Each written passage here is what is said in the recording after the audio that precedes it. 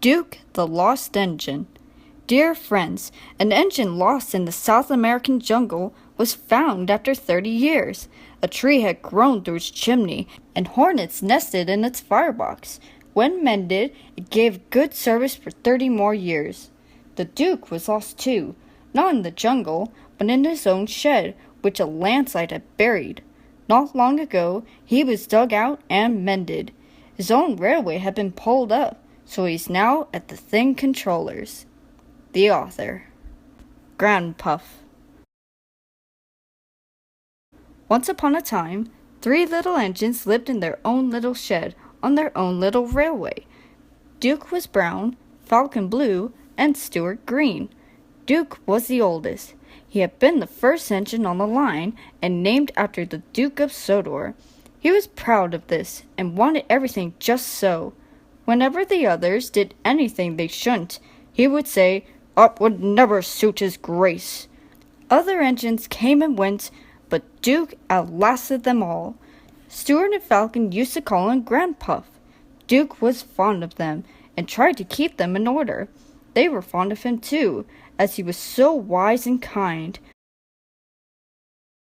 But they did get tired of hearing about his grace. Sometimes they would wink at each other and chant sullenly, "Engines come and engines go, Granpuff goes on forever." "You impertinent scallywags," Duke would say indignantly. "Whatever are young engines coming to nowadays?" "Never mind, Granpuff, we're only young once."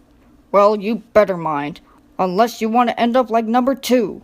"Ooh, Granpuff, whatever happened?" "Number 2, said Duke, "was an American, and very cocky. He rode roughly, and often came off the rails. I warned him to be careful. 'Listen, bud,' he drawled, 'in the States, we don't care a dime for a few spills.' 'We do here,' I said, but he just laughed. But he didn't laugh when the manager took away his wheels and said he was going to make him useful at last." "Why? What did he do?" "He turned him into a pumping engine, that's what. He's still there behind our shed." Stuart and Falcon were unusually good for several days. Stuart and Falcon became useful engines, and all 3 were happy together for many years. But hard times came. The mines closed one by one, and the engines had little to do. At last, their line was closed, and people came to buy the engines.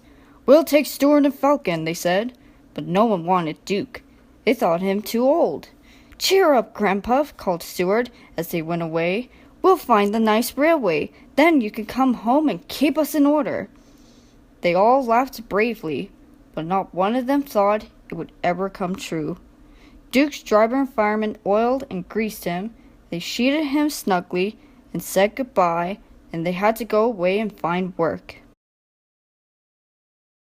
Duke was alone, locked up in the shed. "Where's his grace?" he wondered. "It's not like him to forget me." But his grace had been killed in the war, and the new Duke, a boy, hadn't heard of his little engine. "Oh well," said Duke to himself, "I'll go to sleep. It'll help pass the time." Years passed. Winter torrents washed soil from hills over the shed. Trees and bushes grew around. You wouldn't have known a shed was there, let alone a little engine asleep inside it. Stuart and Falcon came to the thing controller's railway. He gave them new coats and new names.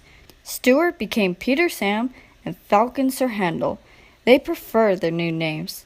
That was a long time ago, but they never forgot Granpuff, and often talked about him when alone. They were excited to hear that the Duke was coming to Skarloey's and Rheneas's 100th birthday, but most disappointed with the Duke, who actually came, for he was only a man. But we must say no more, or we'll spoil the next story.